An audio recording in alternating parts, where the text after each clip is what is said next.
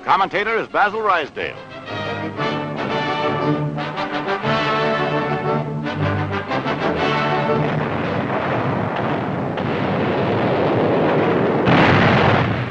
France is freed as the full fury of America's mighty war effort is unleashed.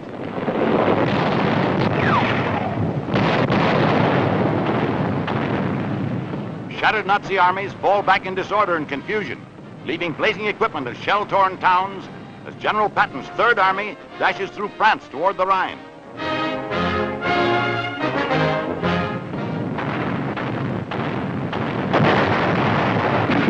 Closer and closer to Berlin, the tide of battle flows. Nazi officers, beaten and battle-crazed, are captured. General Eisenhower's brilliant strategy pinches off entire enemy divisions.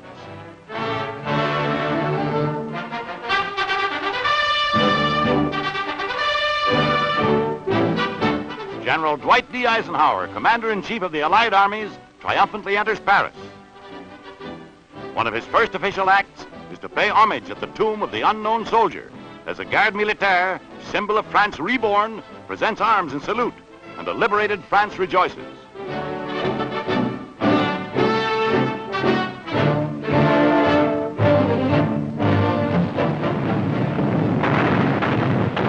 An historic moment.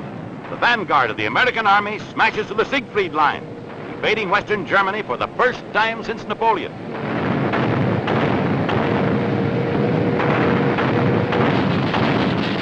Far behind the Nazi lines, 8th and 9th Air Force pilots hit where it hurts. Enemy communications are torn to pieces by American artillery and daring flyers who dominate the skies over Germany.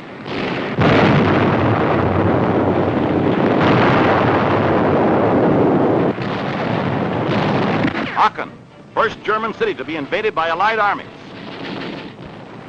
The Nazi garrison stubbornly refuses to surrender. The destruction of Aachen begins.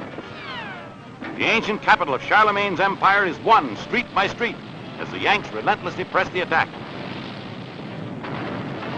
Finally, a signal surrender, and the city is taken.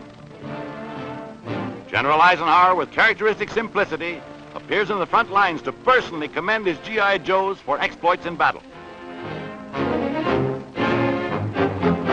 Now the weather begins to slow the attack.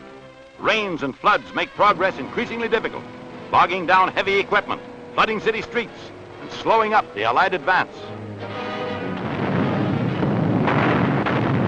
The bitter cold and mounting snows handicap the Allied armies.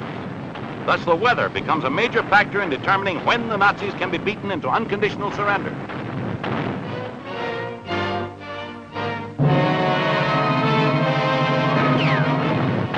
British armies slash through the heart of Belgium, outflanking thousands of Germans along the coast, as great events occur after the German debacle and collapse in Normandy. Brussels is taken, and in the Belgian capital, the fall of a hated symbol brings a new hope into the hearts of liberated nations.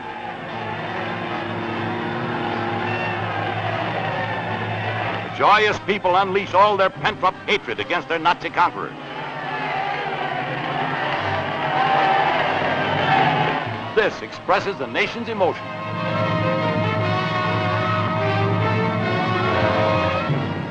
A mammoth armada of C-47s and towed gliders disgorges the first Allied airborne army along the Rhine Delta. While from the sea, daring Canadians storm the last gate guarding Antwerp. And other commando units drive inland toward Flushing to seize the Scheldt estuary. The invading Canadians and British experienced the most savage fighting of the war during the terrific battle to free the port of Antwerp. But even with time out for compassion, they win the city.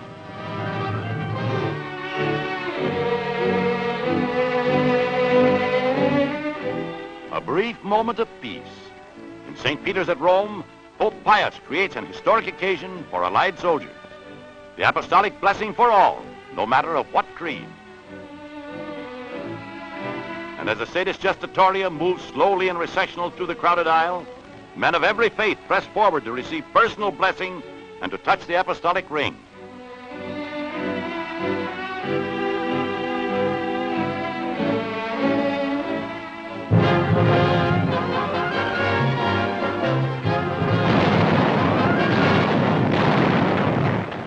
Russia's mighty armies make new history on the Eastern Front, knocking Romania out of the war, joining with Yugoslav partisans to sweep through Belgrade, tying down huge Nazi forces in Hungary, and finally, on the north, invading East Prussia, home of the war-making Junkers. Captured German news films reveal the retreating Nazis desperately attempting to slow down the advancing Russian armies by demolishing railroad tracks, warehouses, and supply dumps.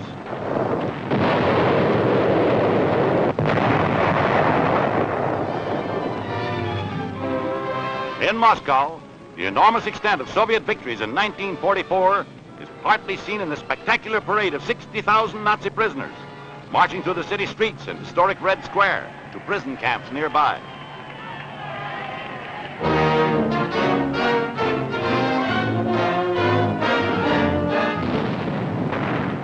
The Marines have landed, and it's a traditional story repeated over and over again, this time in the Marianas, in the battle for vital Saipan.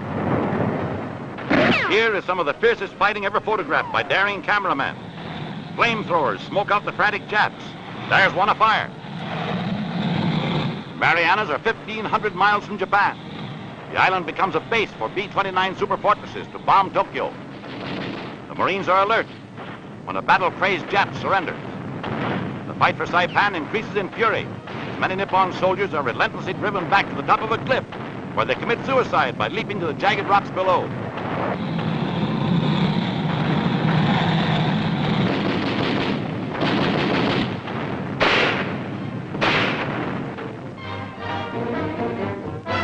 Marianas fall to our fighting Marines.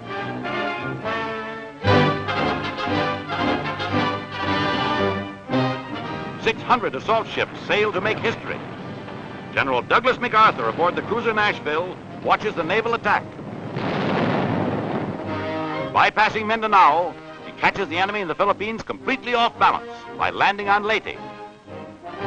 More than 100,000 men of the 6th Army, commanded by Lieutenant General Walter Kruger, come ashore. Making good his immortal promise, "I will return," MacArthur comes ashore with President Sergio Osmeña and every living member of the ill-fated garrison who escaped with him from Corregidor. 2 years and 10 months later, American troops smash inland against the Jap 16th Division, conquerors of Bataan and perpetrators of the horrible March of Death. From the steps of the capital in Tacloban, President Osmeña again calls the Philippine patriots to arms.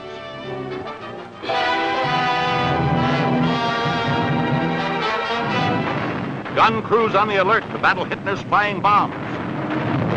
They succeed in shooting down 1,500 out of 8,000 one-ton robots. Fighting planes bring down 1,900 more. An average of 100 a day threaten England. 1/3 of the Nazi secret weapons reach British targets, killing 6,000 people, seriously wounding 17,000 others.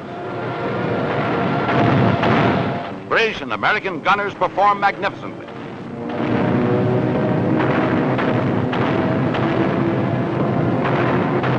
There's a robot, deflected and diving to the ground. A warning of new horrors in any future war.